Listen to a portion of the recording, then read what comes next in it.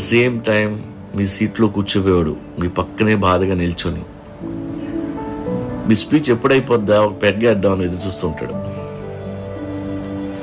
ఆ send off party అయిపోగానే next day అందరూ మిమ్మల్ని మర్చిపోతారు. ఆ తర్వాత జీవితం ఇంట్లోనే. ఆఫీస్ నుంచి ఎవడన్నా వచ్చి మన దగ్గర సలహాలు అనుభవాలు అడిగి తెలుసుకుంటారేమో ఎదురు చూడొద్దు. ఎవడు రాడు. ఏదైనా డౌట్ వస్తే వాళ్ళు చాట్ జీపీటీని అడుగుతారు. రోజులు మారిపోయాయి. ప్రపంచం లైట్నింగ్ స్పీడ్తో పరిగెడుతుంది.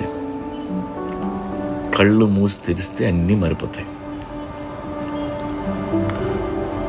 మనందరం మర్చిపోకూడని విషయం, Steve job was replaced twice from his own company.